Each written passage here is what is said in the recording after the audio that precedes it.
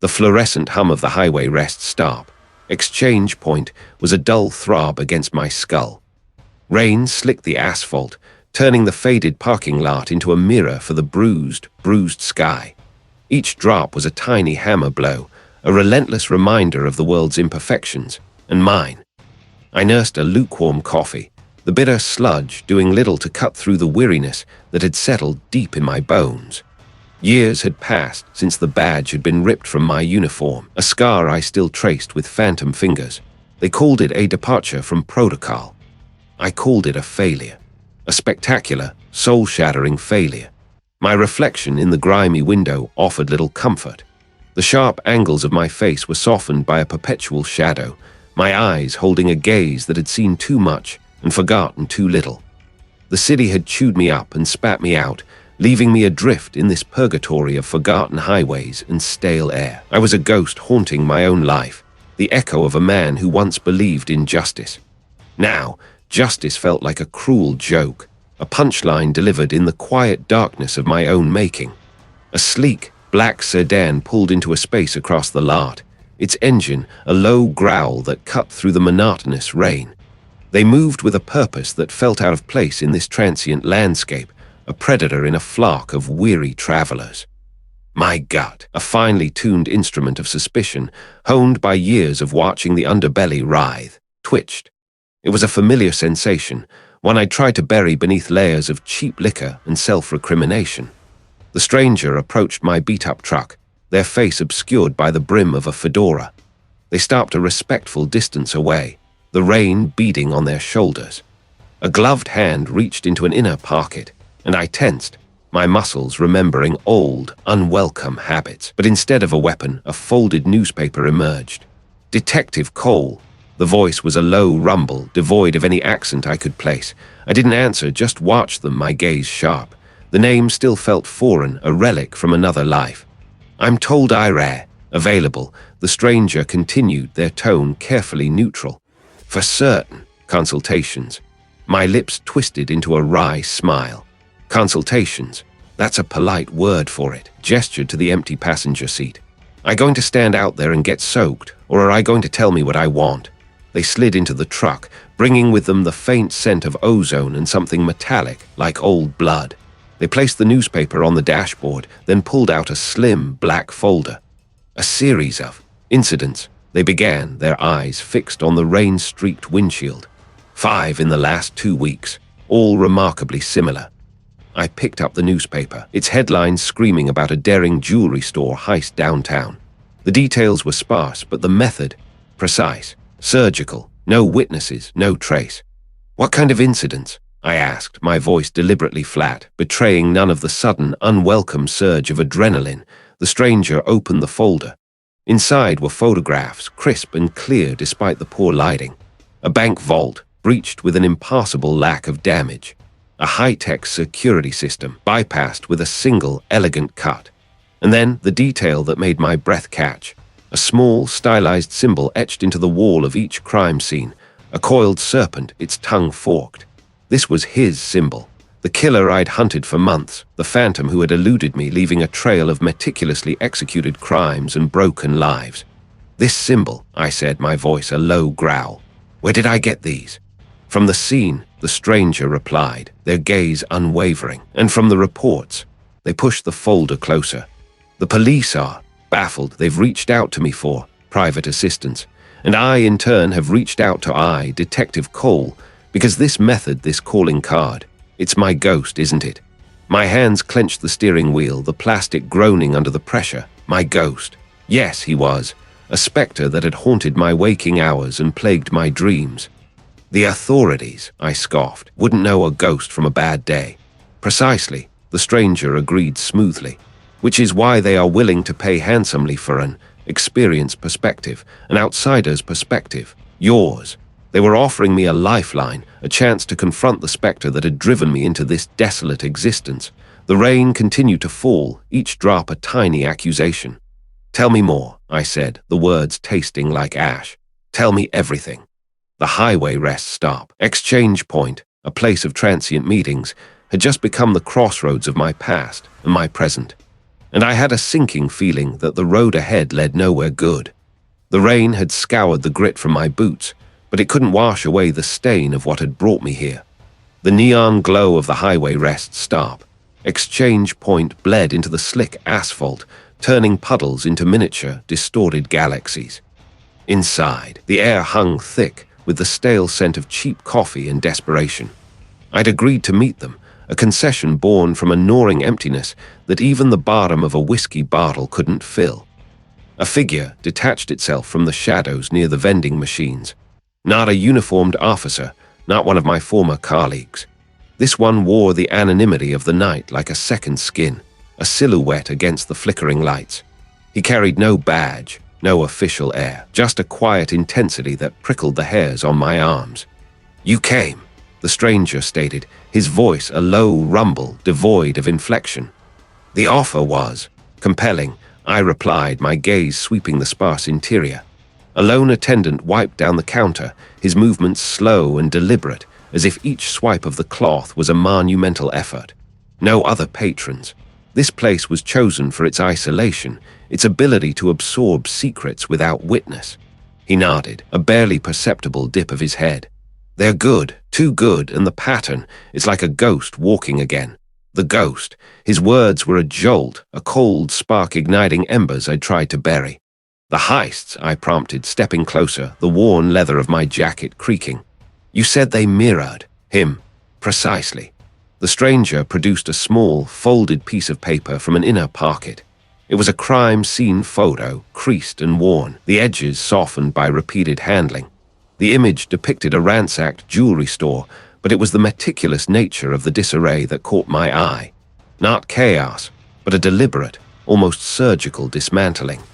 Drawers were emptied, but nothing of obvious value appeared to be missing. Tools lay neatly arranged on a velvet display cushion, as if laid out for a surgeon's scalpel. "This was from last night," the stranger said, his finger tracing a detail on the photo. Same signature, no forced entry, the security systems bypassed with an elegance that makes you wonder if they were ever on. I took the photo, my fingers brushing against his. A faint scent like ozone and old paper clung to him. And the police, they're following procedure, paperwork, interviews, they don't see the ghost, not yet. He paused, his eyes, unseen in the dim light, felt like a physical weight. "But you do, Cole." The man I'd failed to apprehend, the phantom I'd been chasing in the bottle. "Why me?" I asked, my voice rough. "I'm retired, washed up. They don't want me sniffing around." "They don't, but we do. Someone needs to connect the dots before he starts collecting trophies again." He gestured to the paper. "Look at the tools, not standard burglary equipment, specialized, like he's not just taking things, he's collecting something specific or leaving a message." I studied the photo again, a small, almost imperceptible scratch on the polished surface of a display case. It wasn't random damage. It was a mark, deliberate and precise, almost like an artist signing his work. They said nothing was taken, just rearranged. Exactly. And the second, a rare book repository. Pages were removed, but not the valuable first editions. Obscure texts almost forgotten. The stranger's voice grew tighter. "He's not after money, Cole. He's after something else. And the only thing that connects these targets is you." My gut clenched me. How could I be connected to these seemingly random acts of calculated violation? "I don't understand." "You were close, closer than anyone. You saw the patterns. You understood his mind." He tapped the photograph. "This isn't just a crime scene. It's a statement, and he's making it to you." He handed me a folded napkin. On it, scrawled in thick black ink, was a single address and a time. "Tonight, a warehouse by the docks. He wants to meet." The scratch on the display case seemed to mark me. This wasn't just about catching a thief. This was a personal gauntlet thrown down by a ghost I thought I'd left behind. This was a mistake. A terrible, dangerous mistake. But the ghost was calling, and this time I wouldn't let him escape into the night. The cheap coffee tasted like ash on my tongue. I nursed it, the lukewarm bitterness, a familiar companion on nights like these. The neon glow of the highway rest stop.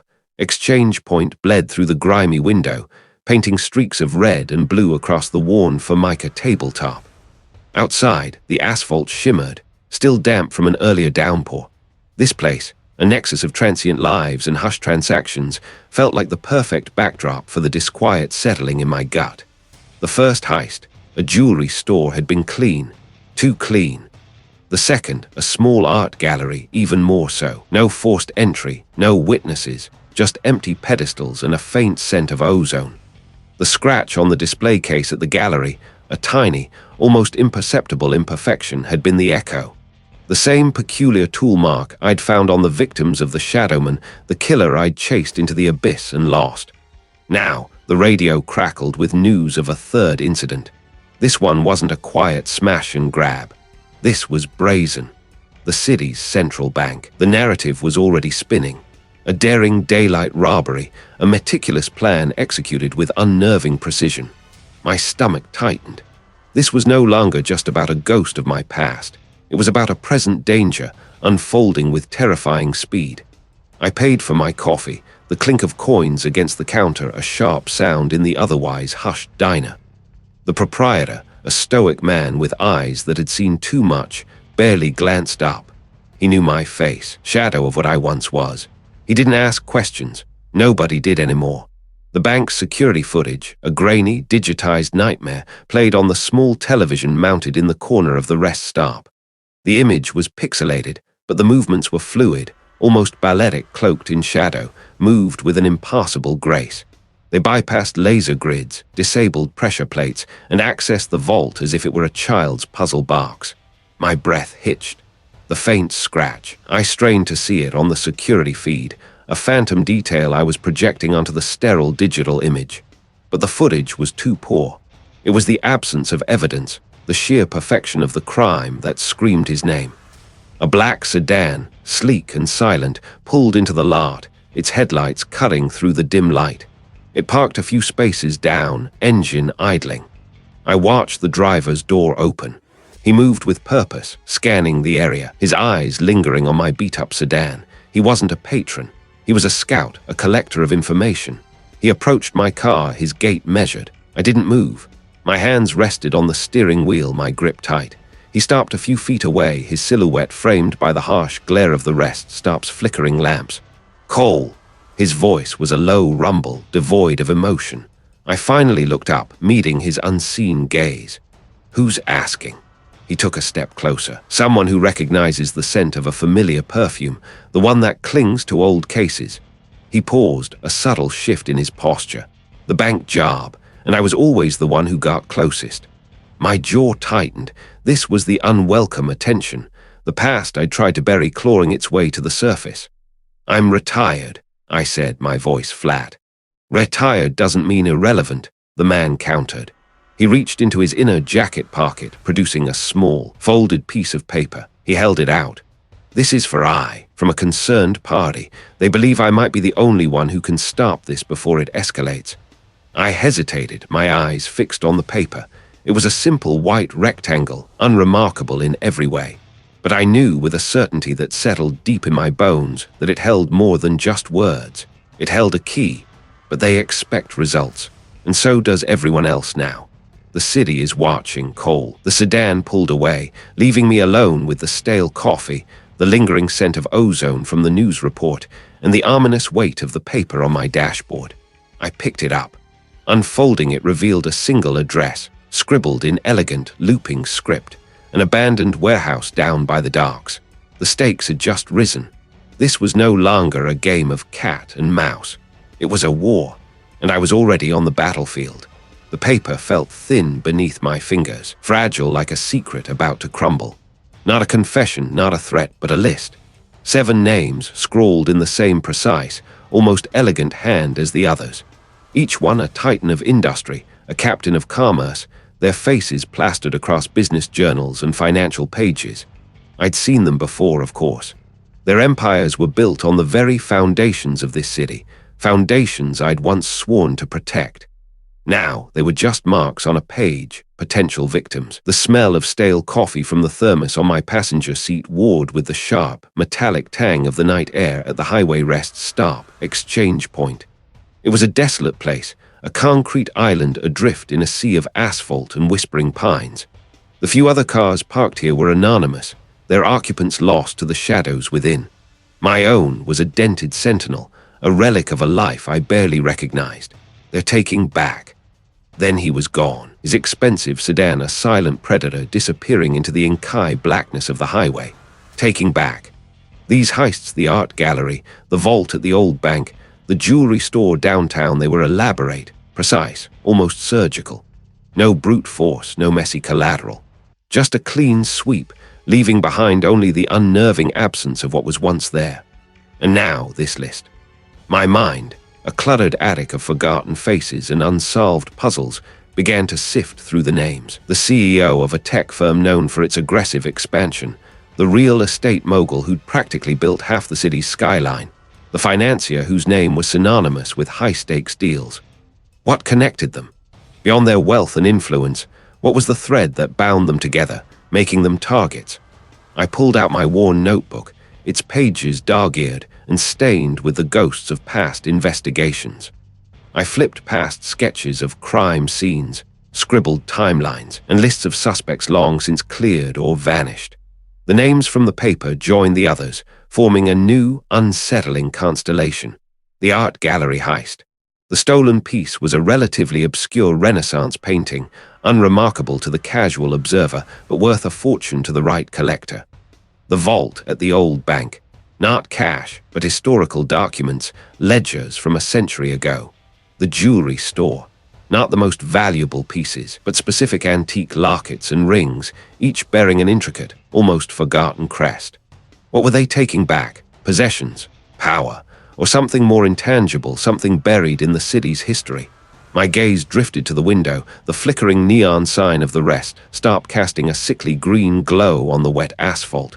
This felt disturbingly familiar. The precision, the calculated nature of it all. It hummed with a forgotten melody. I closed my eyes, forcing myself to recall the case that had broken me. The killer.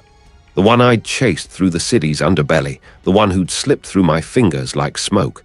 He'd left behind no fingerprints, no witnesses, only a trail of meticulously staged scenes and a profound sense of unease. And the victims then, they hadn't been random. There had been a pattern, a hidden logic I'd failed to decipher until it was too late. Was this the same hand at play, or a shadow of it? The informant's words, "They're taking back," gnawed at me. It wasn't about greed, it was about reclamation. But what had been taken from them, and by whom? I pulled up the old case files on my laptop, the screen a harsh blue in the dim interior of my car. The names of the past victims flashed across the screen, stark and accusatory. Then a jolt. One of the names. A philanthropist, a patron of the arts, who had been found dead in his study, his collection of antique maps scattered around him. He was also on the list I held now, and another.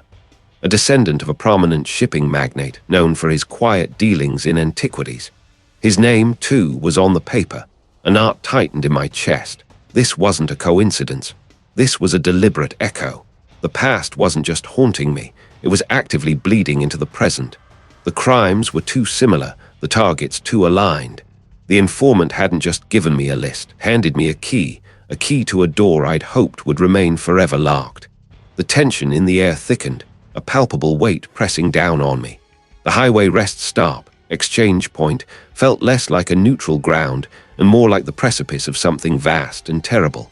I was no longer just investigating a series of heists. I was re-entering a nightmare, a labyrinth constructed from forgotten debts and buried resentments. And this time, the stakes were higher than ever. I had to find out what they were taking back before they took everything else. The rain had started again, a persistent drumming on the windshield of my beat-up sedan. It blurred the neon glow of the highway rest stop, exchange point sign into a smear of sickly green and aggressive red. 7 names, each one a gilded cage, a penthouse overlooking the city's grime. They were the architects of the fortune, the puppeteers pulling the strings of industry. And now, they were on a list. My list. I killed the engine, the sudden silence amplifying the hiss of the tires on wet asphalt. The air inside the car was thick with the stale scent of old coffee and my own gnawing apprehension. This wasn't just about stolen jewels or emptied bank accounts anymore. This was a pattern, a twisted echo of what I'd buried deep, a ghost I'd hoped would stay buried. The same meticulous planning, the same unnerving precision. He was back, or someone was wearing his skin. My fingers traced the edges of the crumpled list, the cheap paper a stark contrast to the wealth it represented. Who would compile such a thing? Who would dare to target these untouchable men? A rival? A jilted lover? Or was it him, the phantom I'd chased through the city's underbelly, the one who'd slipped through my grasp like smoke? A flicker of movement caught my eye. Across the lot, under the dim, flickering fluorescent lights of the Rest Stop's main building, a figure emerged from the shadows. Tall, silhouetted against the watery light, they paused, scanning the desolate landscape of parked trucks and rain-slicked pavement. My gut tightened. This was the exchange point, the place where the next piece of the puzzle was supposed to land in my lap. I'd arranged it through a burner phone, a coded message sent into the ether, hoping it would reach someone who knew something. Someone who'd been on the periphery of the old case, a pawn or a witness too afraid to speak. The response had been cryptic, a time and a place. A gamble, but a necessary one. The rain plastered my hair to my forehead, each drop a tiny, insistent accusation.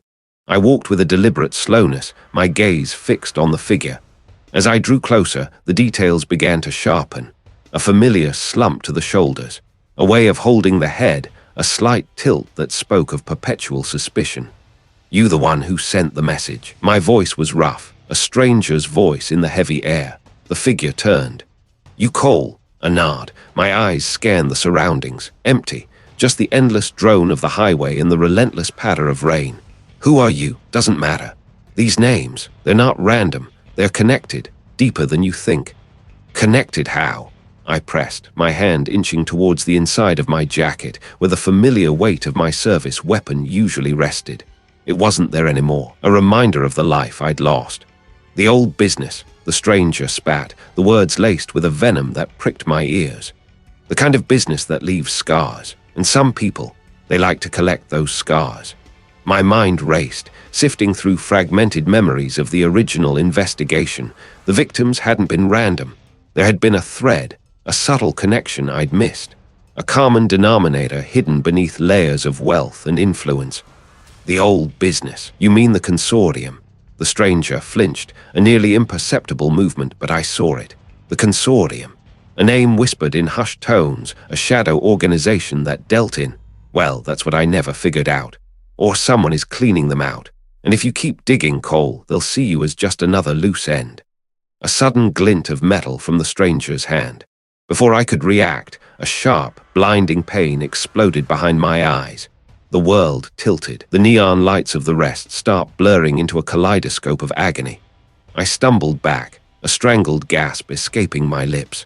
The stranger was gone, vanished as quickly as they had appeared, leaving only the stench of ozone and the metallic tang of blood in my mouth.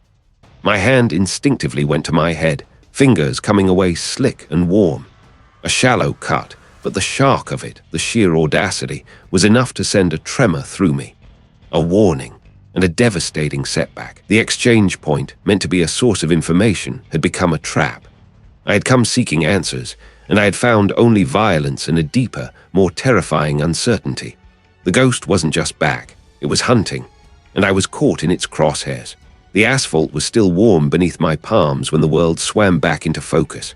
A metallic tang, carpery and sharp, bloomed on my tongue. My head throbbed, a dull, persistent drumbeat against my skull. I pushed myself up, rough concrete scraping against my skin. My vision swam, the harsh fluorescent lights of the highway Rest Stop, exchange point a constellation of painful stars. The stranger, gone like smoke. My hand went to the back of my head, damp, sticky. I brought my fingers to my nose, not blood, not entirely. A faint, sweetish scent, like overripe fruit mixed with something acrid. I licked my lips, tasting the residue. It made my teeth ache. What had they used? A rag. Drugged. Panic. A cold tendril tried to coil in my gut, but I shoved it down. Not now. Not ever again. I needed to think. The stranger's glint of metal. A pipe. A club. Whatever it was, it had been swift, brutal, and meant to incapacitate, not kill. They wanted me out of the way, but not permanently. Why? My gaze swept the deserted expanse of the highway Rest Stop, exchange point. Empty cars, their headlights like vacant eyes, lined the perimeter. The air hummed with the distant drone of passing traffic, a constant reminder of the world I was no longer a part of. This place, an exchange point. That word echoed in my mind, a loose thread I'd been tugging at. Not just for stolen goods, for information, for people. The stranger's movements had been practiced, economical, not the clumsy fumbling of a street thug. This was professional, and the timing, perfect. Just as I'd started to feel that flicker of understanding, the connection between the heists, the killer's MO, the whispers I'd been chasing. I stumbled towards my car, my legs still unsteady. The keys felt alien in my numb fingers. Inside, the stale air was a welcome familiarity. I fumbled for my burner phone, the cracked screen a testament to my recent reassignment. I scrolled through the encrypted messages, the fragments of data I'd painstakingly gathered, the locations of the heists, the timings, the unusual precision. It all pointed to someone with intimate knowledge of security systems, someone who could anticipate every move. And then there was the signature, the small, almost imperceptible detail that only I would recognize. A tiny scratch, a deliberate imperfection left on the vault doors, the killer's calling card. I dismissed it at first as a coincidence, a phantom echo of my past. But the more I looked, the more it screamed. It wasn't just a scratch, it was a stylized V, the initial of a name I hadn't uttered in years, a name I'd buried along with my badge, Victor. The thought sent a shiver down my spine, not of fear, but of dawning, terrible realization. Victor hadn't been a lone wolf. He'd had help, someone on the inside, someone who could feed him information, pave his way, and then disappear without a trace. And that someone was orchestrating these heists now, using Victor's methods. But for what purpose? I leaned my head back against the headrest, the throbbing in my skull intensifying. The heists weren't random acts of greed. They were targeted. Each one had yielded something specific, something seemingly insignificant to anyone else, but crucial to the bigger picture. A particular type of microchip from the tech firm, a rare earth element from the mining consortium, a data storage unit from the financial institution. It was a puzzle, and the pieces were finally beginning to click into place. The motive wasn't money. It was something far more dangerous, something that required these specific components, something that echoed Victor's obsession with perfection, control. The stranger at the rest stop, exchange point. They hadn't been trying to kill me, to stop me from connecting the dots, and they knew exactly what would hurt me most, reminding me of my failure. The drugged rag, the swift incapacitation. It was a professional hit, designed to look like a mugging. They wanted me to think I was just another victim of a random crime, but I wasn't. I was a target. It was a raw. This wasn't just about stopping a string of heists. It was about confronting the ghost of the killer I'd failed to catch, and the person who had been pulling his strings all along. And now that person was coming for me. The air in the car felt thick, suffocating. I had to move, fast, before the next piece of the puzzle fell into place, and whatever they were building was complete. The world snapped back into a brutal clarity, the metallic tang of blood still a bitter ghost in my mouth. My hands, scraped raw against the gritty asphalt, trembled as I pushed myself to my feet. The harsh fluorescent glare of the highway rest stop, exchange point, felt like a physical blow. It was late, the kind of late where shadows stretched long and predatory, swallowing the edges of the deserted lot. Empty trucks idled like dormant beasts, their headlights casting pools of sterile light that did little to dispel the encroaching gloom. My head ached, a throbbing testament to the blow I'd taken.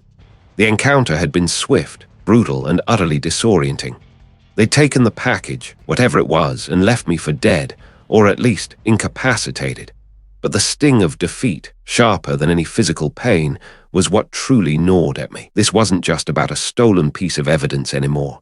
It was about the ghost that had been following me, the phantom killer whose signature was now etched onto the very fabric of these heists. I stumbled towards the grimy convenience store, the only sign of life in this desolate outpost. The air inside was thick with the stale scent of lukewarm coffee and desperation. A lone clerk, a young man with eyes too old for his face, barely glanced up from his phone as I entered. "Need a phone," I rasped, my voice a gravelly whisper. He gestured with his chin towards a payphone by the restrooms, its receiver dangling precariously. Works, mostly. The dial tone hummed a mournful tune. I fumbled for the crumpled list of numbers in my pocket, my fingers clumsy. There was only one person I could call, one person who might understand the sick twist this game had just taken.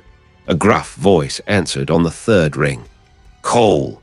What in God's name? It's me, I answered, my voice tight. They took it, and they know I'm on to them. This isn't just about the money anymore. A pause, heavy with unspoken understanding. Who is they? The detective asked, his tone hardening. The same ghost, I think, the one I couldn't catch before, the one who left the dead scattered like fallen leaves. I squeezed my eyes shut, the images flashing behind my eyelids, the faces, the fear. They're escalating. This is personal now. Personal how? Cole, the question was sharp, probing. They didn't just take the package, I admitted, the words tasting like ash. They left a message. It was a direct challenge, a game of cat and mouse played with my deepest fears as the stakes. The perpetrator knew about my past, about the case that had broken me, about the victims whose faces I still saw in my dreams. This is more than a robbery. The detective stated, his voice grim.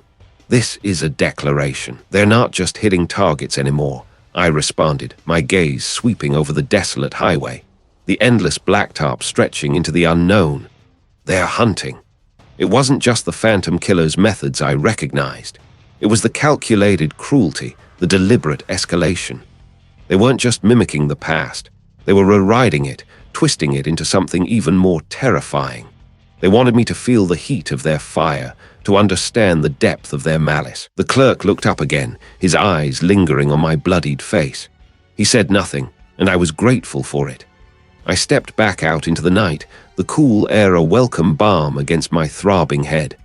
The highway rest stop, exchange point, felt like a stage set for a tragedy, and I was the reluctant star.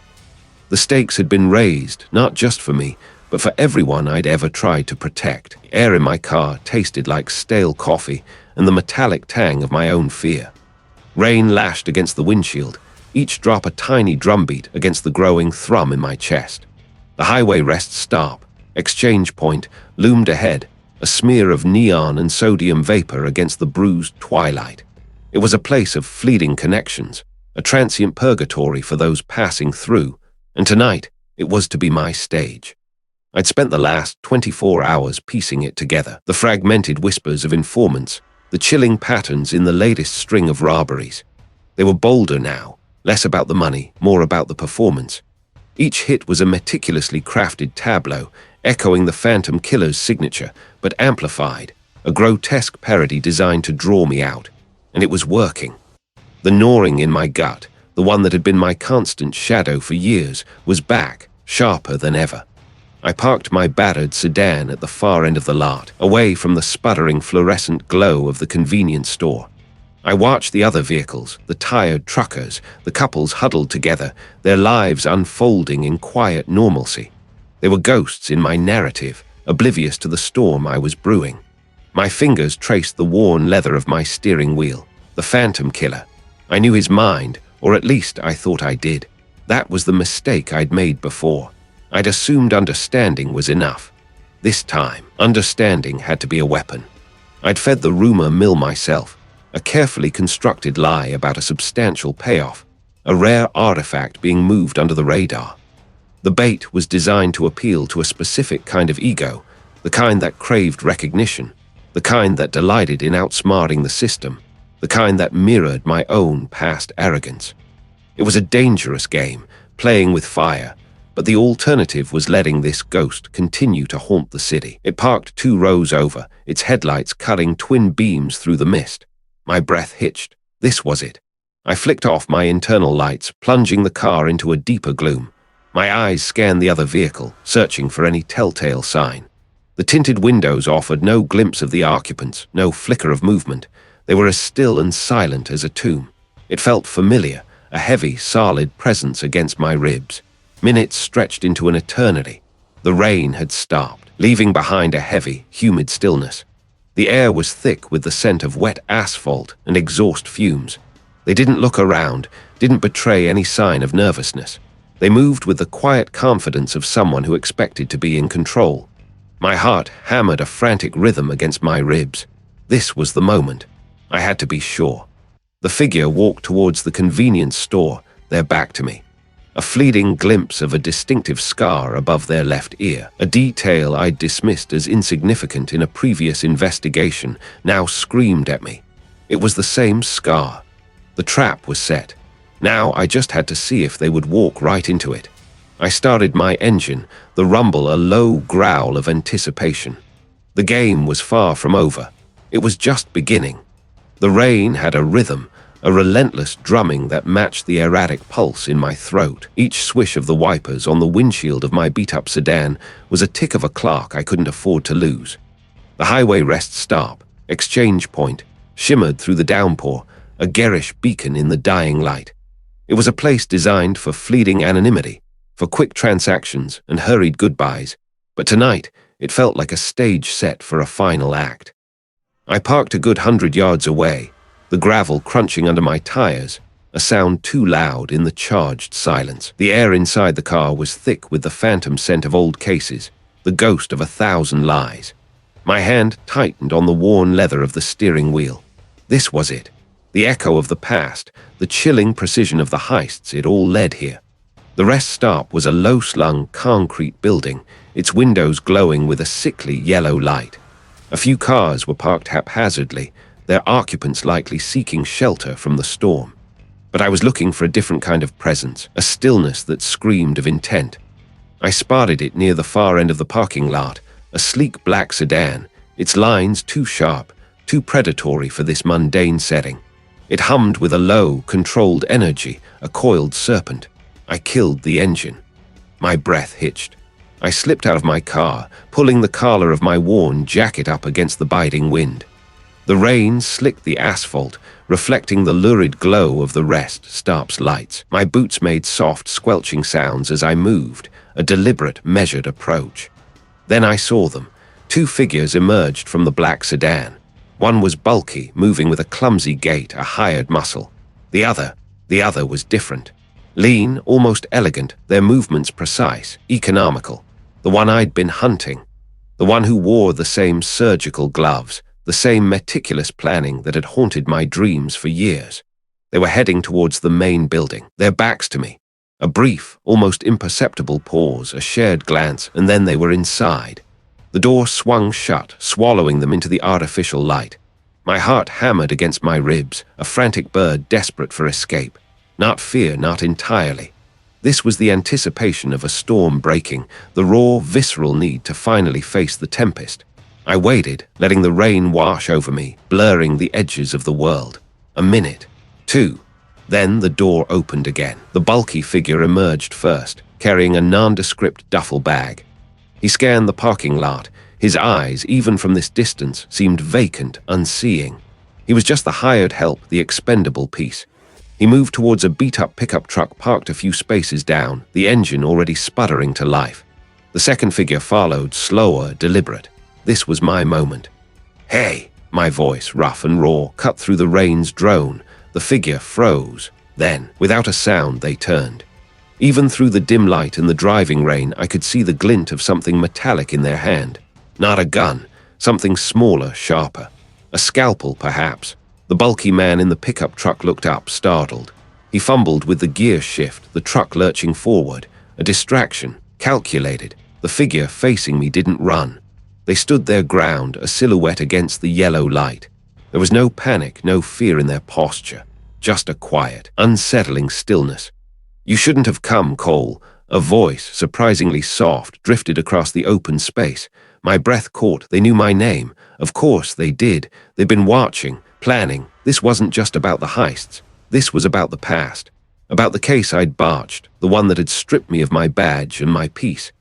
"It ends tonight," I growled, my own voice sounding alien to my ears. I took another step forward, my hand inching towards the reassuring weight of the pistol holstered beneath my jacket. The rain seemed to intensify, each drop a tiny, stinging accusation. "You think you're bringing justice?" The voice taunted, a silken thread of amusement woven through it. "You brought only ruin, to yourself, to others." The words struck a nerve, a raw, exposed wound. I stumbled, my focus wavering for a fraction of a second. That was all it took. A blur of motion, the glint of metal again, but this time it was aimed directly at me. I reacted on instinct, a lifetime of training kicking in.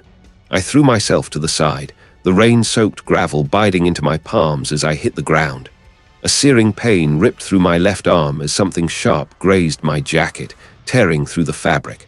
I rolled, coming up into a crouch, my pistol now in my hand, aimed steady. They were not fighting like a common criminal. This was a dance, a deadly ballet performed in the downpour. I spun, firing. The shot echoed, swallowed by the rain. Missed, of course. They were too fast, too elusive. They were a ghost, a phantom I'd chased for years.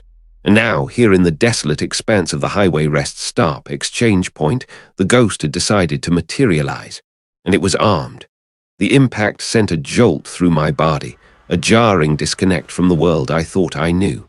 I landed hard on the rough asphalt, the sting of gravel biting into my palms. Above me, the fluorescent hum of the highway rest stop. Exchange point's perpetual twilight seemed to mark the chaos unfolding. My breath hitched, a ragged sound torn from my lungs. The glint of metal, a knife, I realized now, not a gun, was gone. But the figure, cloaked in the anonymity of the night, was still there, a dark silhouette against the flickering neon of a distant vending machine. My eyes, still adjusting to the sudden shift, scanned the immediate vicinity. The other figures, the ones who had been exchanging something, were gone, vanished like smoke. Only the stillness remained, punctuated by the distant rumble of passing trucks, their headlights painting fleeting stripes across the empty parking lot. A single, forgotten shopping cart lay on its side, a metallic carcass. I pushed myself up, every muscle screaming in protest. My shoulder throbbed, a dull ache that promised to bloom into something more substantial. The individual who had attacked me was no longer in sight. Had they been a distraction, a diversion? The question gnawed at me, a familiar, unwelcome companion. I stumbled towards the edge of the pavement, my gaze sweeping the periphery. The air hung thick with the smell of exhaust fumes and damp concrete. My mind raced, piecing together the fragmented images of the past few days. The meticulous planning, the chilling precision, the echoes of a ghost I'd sworn to bury. It all led to this desolate patch of asphalt, a crossroads where the past and present had violently collided. Then I saw it. It was the same make and model I'd noticed lurking near the warehouse district, the one that had slipped through my grasp before. This was it, the exchange point, the final act. My heart, a traitorous organ, hammered against my ribs, not with fear, but with a fierce, unyielding resolve. This was my chance to finally sever the thread that bound me to that failure. I moved with a newfound urgency, my injured shoulder a forgotten weight. The sedan's doors remained shut, its tinted windows impenetrable.